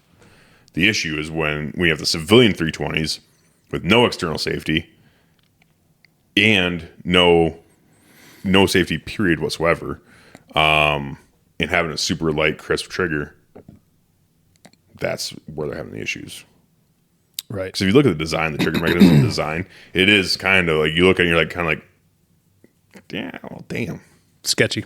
Kind of sketchy. Like, it's very delicate. Yeah. It's very delicate because the trigger is good. It's a good feeling gun. Mm-hmm. But there's a reason why, like a Beretta and like a CZ Shadow and all those, single action, double action pistols, their first shot, if the hammer is forward, essentially, it's a double action trigger. There's a reason for that. And they all have external safeties. There's a reason for that. Then when you And pull they have through trigger safeties. Oh, no, not Beretta. Excuse me. Yeah. Yeah. But, and also not, I don't think the Shadows do either. Shadows don't. No, No, okay. You're right. But they're a double action, single action trigger. So with the 320, they wanted to get a single action feel in a polymer framed gun. Very crisp trigger. Very dangerous trigger. Yeah. Come to find out. Good idea. Because it is a very good idea. Should And have I'm an glad external safety, though. Yeah, and they're pushing the boundaries. I'm glad they're pushing the boundaries. But yeah, they should have known, like, hey guys, we made this trigger fucking nice. And they won't even concede that. They won't even No. fucking make external safeties for them anymore, like on the new models coming out or whatever. Like, they won't do it. It's like, They why the refuse to do fuck it. not? People want them. Like, nobody's going to carry them anymore. That's just, I mean, some people will because there's some fucking weirdos that don't appendix carry. And Well, then even if you're not appendix carrying, you shouldn't carry an unsafe gun. But, I mean, I want to carry let's that bitch just in my put it, there's a backpack. litch more shit on the line when you're appendix carrying. I want to carry that bitch in my backpack loaded. I won't even buy one. No, I won't do that either. I want a good feeling gun. I want a gun with a good trigger. I want a good handgun with a good trigger. I like those things. It's great. I also want a safe gun. Mm-hmm. I want a gun that's going to go off when I tell it to go off with my finger. Yeah. When I tell it to go off, I want it to go off every time. When I don't have my finger on the trigger, I don't want it to go off. I think that's a fair desire. Pretty low bar. Yeah. Honestly, it's a pretty low bar. It is low bar. It's the floor, dude. But yeah, speaking of SIG, the SIG was a SIG Armor on YouTube. He supposedly had made something that fixes the issue with the accidental discharges with the 320s. And he recently went and toured the SIG plant and put out a video stating that there's nothing wrong with the 320. It's operator error. It's holster manufacturers. It's not SIG. Damn. They got him. They got him. They got him. They suckered him in. Dude, they suckered him in with that sweet treat. Like, hey, come to our facility. And then they got him in there. They got him in enemy territory, some would say. Yeah. And they're like, knock it off. Like, these are safe. there's nothing wrong with the 320. Listen to me. But there might be something wrong with your car by the time you leave here. You went straight mafia. I was going to just go straight fucking hypnosis. Like, there's nothing wrong. Just nothing wrong with this. Everything's fine. Those triggers are completely safe, but your brake lines aren't. Yeah. What you do after this here walk around of our facility will determine your fate. Mm-hmm. That's all I'm going to say. You like your kids? You like your wife? Uh-huh. All those things can go Madeline, away. if I remember right. No one lives forever. Gracie and Tracy. 3rd grade, 6th grade goes to St. Pete. Weird. Good guess, I guess. I guess I'm just really good at guessing. Yeah, they probably got a dossier Ford on his Focus. ass. Red Ford Focus, maybe? Obviously, all these are made up names. Yeah, of cars, completely but made up. I don't know anything about this. Any I actually coincidence. never even watched any of his videos, so I don't know him. Yeah, he was pretty good, I guess. I don't know. He was rallying pretty hard against the... he completely made a fucking solution for the goddamn gun. Or at least he claimed to. And now he's saying there's nothing wrong with him. So it's like, that begs a bunch of questions with this dude. And again, just another bullshit YouTube bullshitter. Mm-hmm. Was he selling this part that made it safe? He was going to. Like, he had made it, and he's going to start the process of getting it to market. And now he's saying there's nothing wrong with him. His part's not going to market.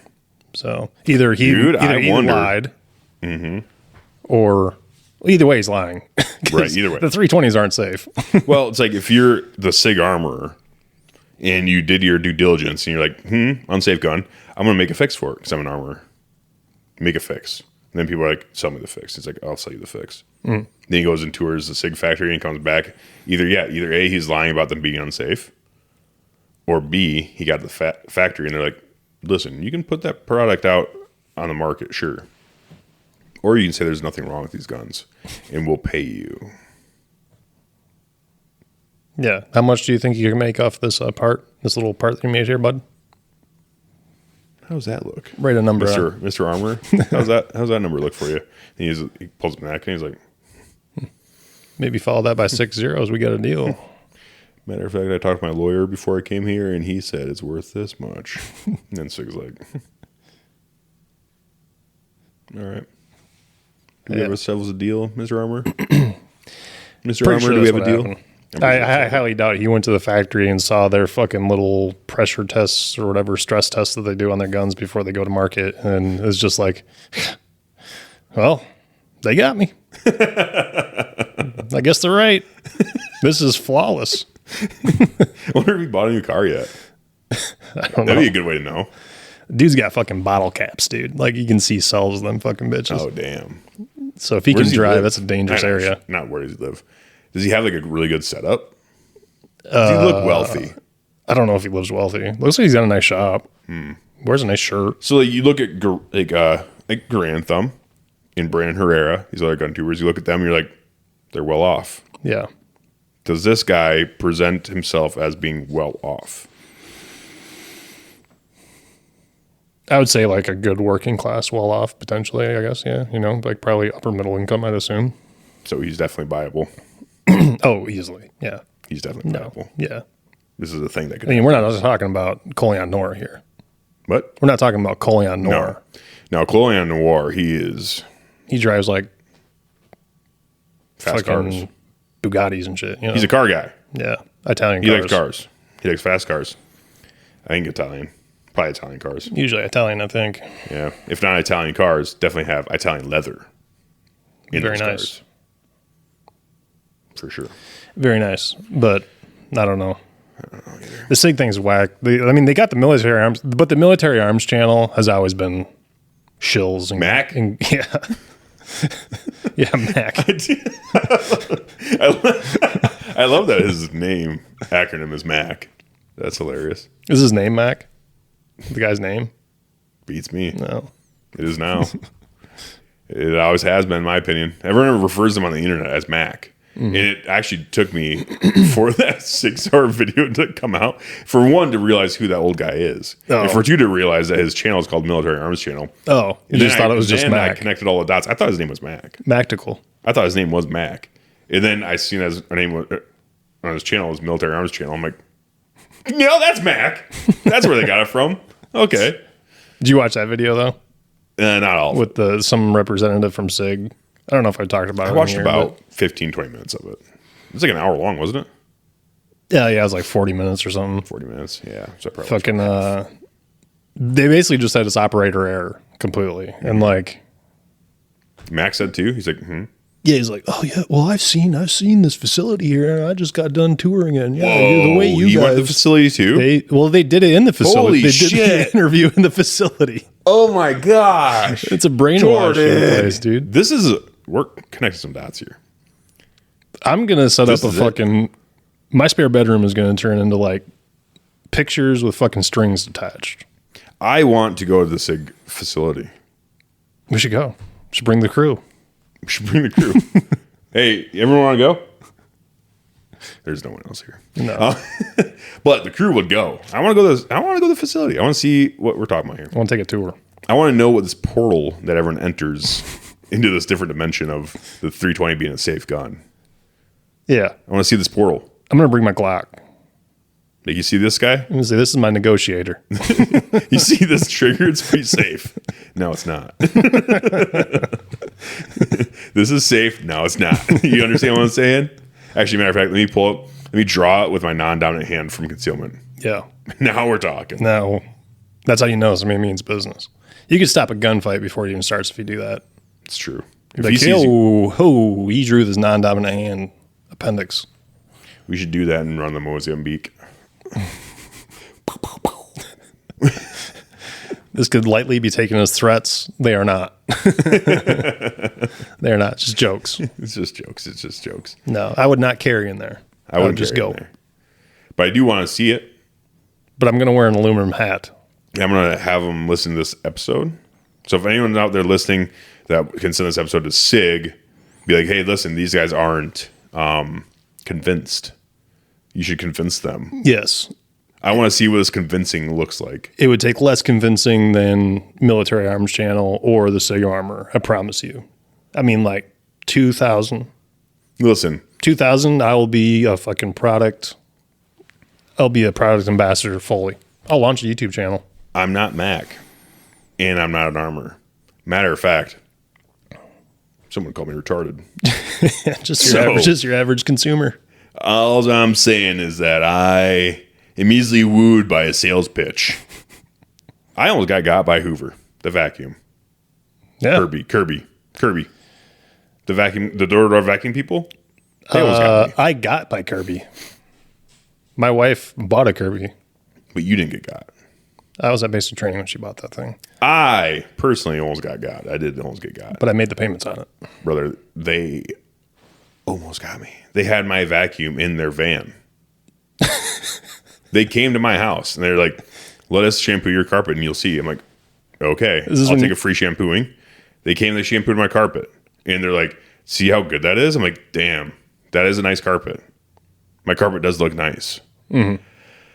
And then they start talking. Like, it's $1,200. I'm like, I'm not paying that. Like, okay, $1,000. Like, I'm not doing that either. Like, there's no problem. We got you. Like, 20 minutes later. How about $500? I'm like, I can't do $500. Like, listen, we'll take half off if you give us that vacuum over there that you have. Your Dyson. $250? Something like that. Maybe it's $300, somewhere around there. You should have bought it. You left a good deal on the table. So then I told him, I was like, all right, that sounds like a good deal. Like we started at $1,200. Now we're like $300 to $400, $250, $300. This is a long time ago. These numbers aren't exact. Mm-hmm. We started over $1,000. We got over halfway down, and all it took was them to take my vacuum. I mean, to sign this paperwork. I signed the paperwork, and I'm looking at this vacuum like, hell yeah. And then I'm sitting there thinking, like, wait a second. That vacuum they just took was already paid off, and it worked just fine. Like, what am I doing? The problem's not the vacuum, it's your hygiene. So I walked back out there, and I was like, they're out there. I'm not joking. This is not a joke. This is for real. It really happened. I walk out there. They loaded up my vacuum into their what looked like a rape van, and it didn't say free candy on the side, but it could have. And they're all sitting there with. It was just like 3 of them in there. One guy came in. There was like 2 other guys sitting out there just waiting for his bro. Bam. And they came out there like, bam, dapping each other up. We did it. Smoking cigarettes. Hell yeah. Hooting and hollering. I walk out and they're like, hey, man, how's it going? You know, I'm like, hey, guys, I'm sorry. You got to give me my vacuum back. They're like, what? I'm like, I'm sorry. You got to give me my vacuum back. I'm not buying this vacuum from you anymore. This is just crazy. Like, dude, you already signed the paper. I'm like, tear it up, bitch. I'm like, you need to give me my vacuum back, and I'm not buying this other vacuum from you. And he looked at me, he's like, seriously, dude? I'm like, yes. He's like, okay. He didn't have a vacuum back, and I walked back inside. I'm like, dude, they almost got me. It could have been, honestly, it probably could have been just people pretending to be Kirby salesmen, and they just stole a bunch of vacuums somewhere. And then they're going to resell your old vacuum somewhere. Dude, that would be the way to do it right there. I mean, it's a good scheme, right? Yeah, because he said he was going to come right back in with my vacuum, but he already lit up cigarettes. Celebratory stogies. Yep, but I didn't get got. But they did almost get me. I mean, what kind of commission is on a $250 vacuum, though? I don't think they run by commission per sale. I think they run off just commission per vacuum, probably. I know it's commission based because I actually interviewed for a Kirby position. Are you serious? For a sales position. You were in a fucking Jehovah's Witness people for vacuums? I went to the interview and I aced the interview, and I didn't know it was for door-to-door sales. Because it's a fucking pyramid scheme, dude. I didn't know it was for that. It's Tupperware. The job listing was for sales, inside sales, I think it said. Yeah. Number one, it wasn't inside sales, it was outside sales. Marketing. It was going fucking door to door. That's outside. And that's what I said at the interview. I was like, so I'm going to go door to door and sell vacuums. And they're like, yeah, it's great. You can make the potential to make this much and this much. And I was like, okay, I'll call you back if I'm interested. And I just left. Like, but no, it is commission based though. It's also a pyramid scheme, isn't it? It's a multi-level marketing scheme, isn't it? Like, probably you get people to work under you. I'm assuming probably. I think so too. But I think it's still Melaleuca, dude. It's Melaleuca. Yeah, but it's still commission to a certain extent. It's based off of sales volumes. Yeah, it is. But you really start making. You can make money by selling, but you really make money when you get other people to sell under your name, under your banner. Some would say.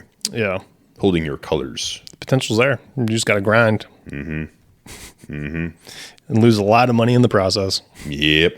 Were they gonna have you buy in first? No. Oh, it sounded like an actual like a job. Maybe it's just a sales gig then. Could it be just a regular old? It was sales Kirby gig? vacuums, though. That was the product that I was selling. Right. So I always thought Kirby for some reason was associated with some multi-level marketing situation. Could be. I have no idea.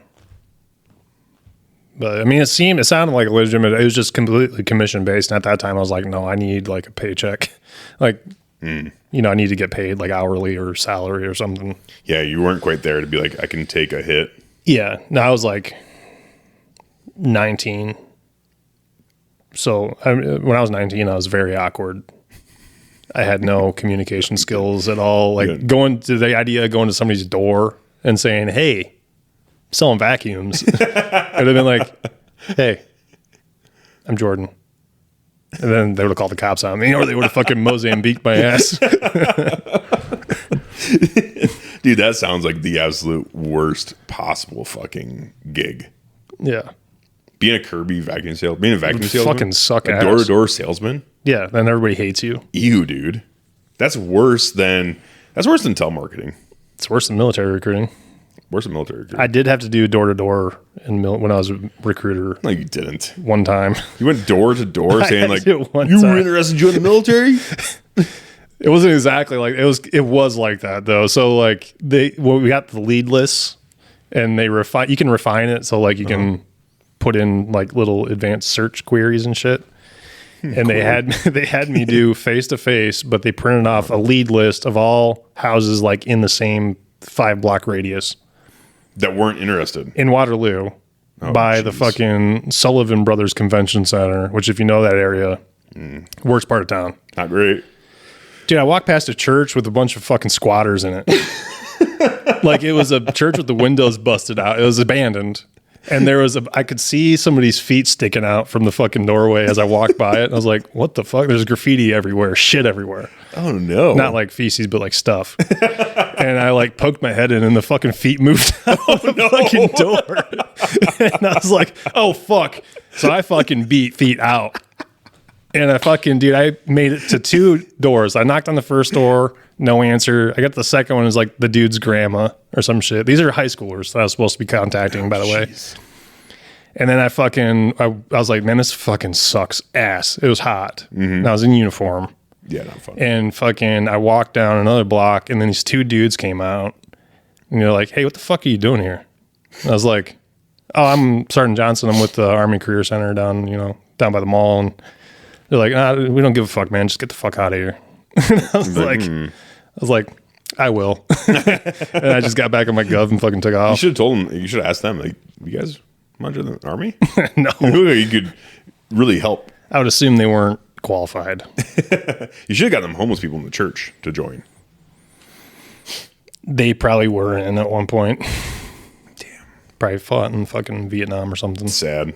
Yeah. Like, hey, dude, I can get you back in. No. No, I was not going to have any business in that fucking church. I don't blame you. They would have grabbed me and fucking... Bad news. Passed me around like a pack of cigarettes, man.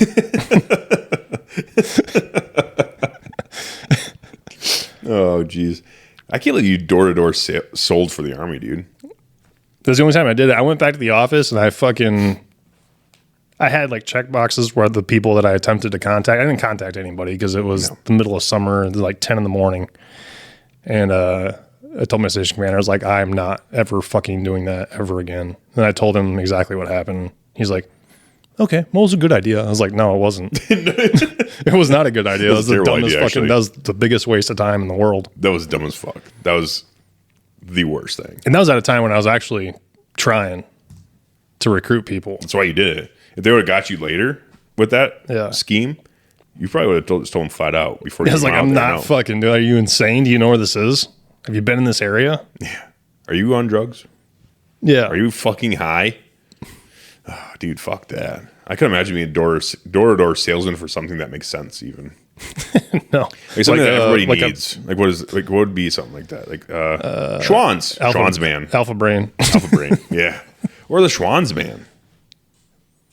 Yeah. I couldn't do that. No, fuck no. Just drive around with a bunch of ice cream. Go to people's houses. Ice cream, dude. Everyone loves ice cream. Then you just drive by someone's house. Like, doo. Hey, got a bunch of ice cream in the back of this fucking frozen truck. Dude, Schwanzman used to kill it. Interested? Huh? Schwanzman used to kill it.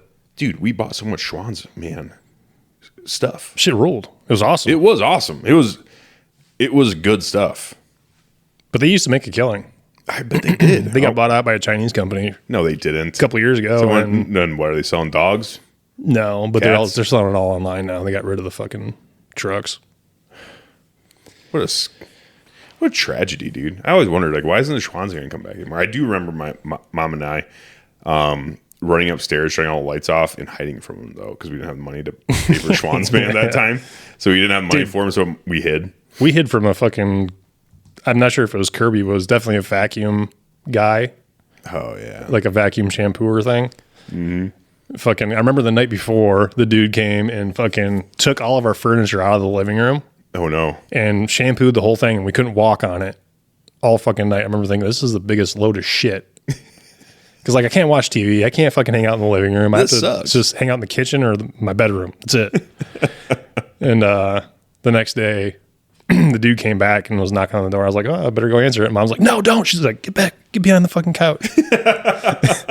So we hid behind that couch. I remember thinking, like, this dude trying to fucking kill us or something? Like, this is kind of scary. Because he was still knocking. He's going to town, dude. He's like, oh, he's want to make that sale, dude. Yeah, he was like, man, I got this in the bag. I just got to do is collect the paycheck. All he did it all. He's like, yeah, totally. He's like, let's just stop me home. Then he realized, oh shit, they're hiding from me. Fucking open it up! You said you'd fucking buy it. You told me to come back tomorrow. I'm fucking selling you this vacuum shampoo. I see that little boy. I'm coming back for that little boy. You can't have me, little boy. I know you're in there. You will open the door tomorrow at 5 p.m. or else your ass is mine. Yeah, but hiding from the Schwans, man, that's bullshit. Yeah, we did it. I did. I was sad because I really wanted some ice cream. Felt like you were siding with the enemy, didn't you? I did. I didn't want to do it. Oh. I'm like, if I open the door, Mom has to buy some stuff. But we didn't have the money. Yeah. Mom made me hide from. Should get your piggy bank. I should have.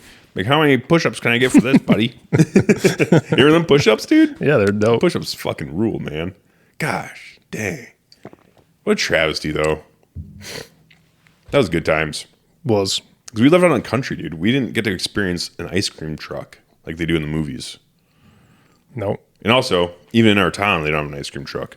But we didn't get to experience that as kids, like hearing the ice cream truck. But we did get to experience the Schwans, man. A few years ago, there was an pretty ice cream good. truck around these parts. I do remember that, but I was already an adult. Like, it's not near as fun as when you're a child. Yeah, I know. And it's honestly kind of creepy when the thing drives by and has the music going and stuff. Yeah. It's like, Jesus Christ. This is a person not doing so well. That little tune is actually kind of creepy. Yeah. Yeah. The Schwans band was a good time, though. No, an ice cream truck would kill it, though. You got to find out where, like, the heroin addicts are. Because when they come down off of heroin, they want to eat sweets. Really? So they'll spend all their money on fucking ice cream. Really? What's up with that?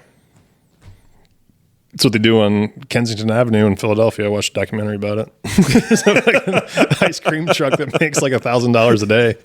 No shit. Just from the heroin addicts. From the heroin and fentanyl addicts, yeah. I wonder if he drives around when they're currently high and he's like, God, better come back tomorrow. Better fucking wait this one out. This is a Monday for me. What the hell is up with that? I wonder why that Give is. it about 6 to 8 hours. What's the science behind that? I assume they come out of their fucking hole, you know, and they're just they're calorie deficient. Ice cream. They're fucking dopamine, you know, in a dopamine deficit, and they're in a caloric deficit. So you put those things together, and what does sugar do for you, man? Raises your dopamine and gives you a bunch of calories really fast. Brings you right up. Brings you right out of the dumps. It does. It does do that. That's why when I'm depressed, I eat candy. I do like ice cream, but it doesn't like me a whole lot. They don't like you? Doesn't like me You get sick. a little bit. I'm not sick, but you know, I just get the squirts. Ugh. Maybe a little lactose-y? No, because I can drink milk like a motherfucker. I could probably drink an entire gallon of milk in one sitting and be fine. That happens with Charlie. Sometimes when she eats ice cream. I think it's the sugar with the milk and everything else. Just a lot of sugar and stuff. Whatever they put in it to keep it like creamy while frozen. There's probably something to that. I don't know. Could be. Because like homemade ice cream doesn't fuck me up. Yeah, it must be like a preservative situation. Something like that. Something. Because cereal does it to me too. I don't know. Something to it. Yeah, I think so. Anyways, that's probably about it. Sounds good. Yeah. I think we pretty much about covered it. And yeah, I think that's about good. We've been actually close to 2 hours now. Yeah. Hell yeah. Well, thanks for having me on. No, thanks for coming, Jordan. I always love this. I'm not going to lie. These are probably my favorite episodes to do. Remember, we just get together and bullshit about gun stuff. This is fun because it's low stress. Just get to have fun. They're fun ones. So appreciate you coming on, Jordan. Yeah, for sure. Anytime.